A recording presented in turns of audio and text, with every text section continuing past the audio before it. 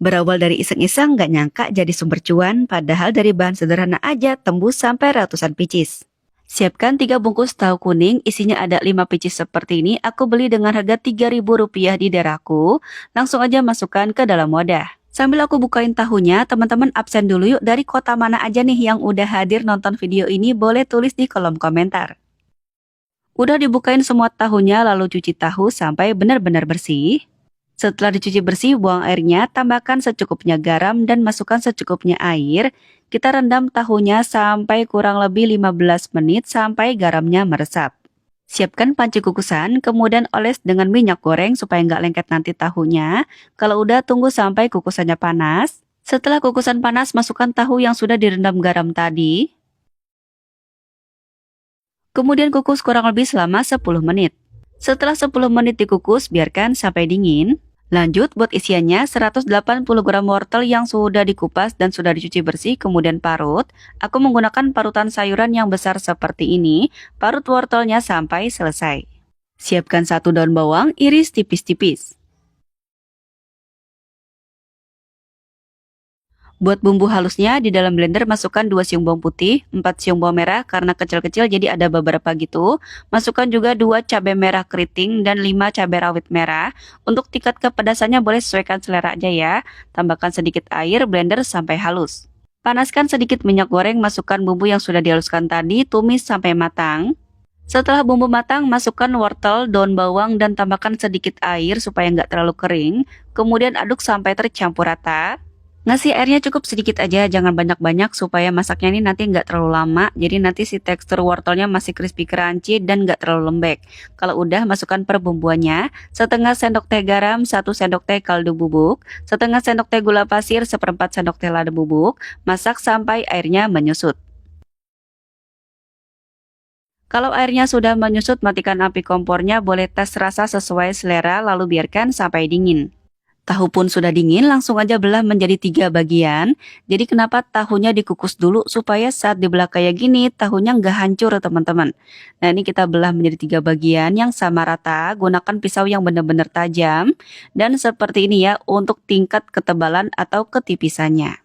Untuk dijual dengan harga 1000-an dibelah 3 kayak gini udah pas banget ya. Tapi misalnya teman-teman nggak untuk berjualan, boleh dibelah 2 aja. Ambil 1 potong tahu, kemudian belah menjadi 2 bagian tapi tanpa putus ya, seperti ini. Gunakan pisau yang benar-benar tajam supaya hasil potongannya bagus dan rapi dan gak hancur tahunya.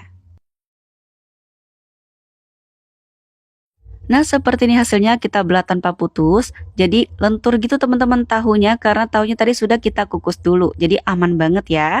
Nah kalau udah tinggal kita beri isian yaitu wortel yang sudah kita tumis tadi. Kita kasih secukupnya aja seperti ini hasilnya.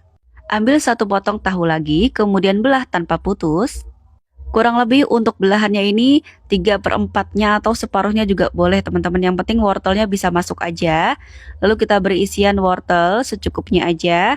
Dan ini kita lakukan sampai selesai. Walaupun terlihat tipis tahunya, tapi kalau kita belah menggunakan pisau yang benar-benar tajam dan juga hati-hati untuk motongnya, hasilnya bisa serapi ini teman-teman untuk belahannya.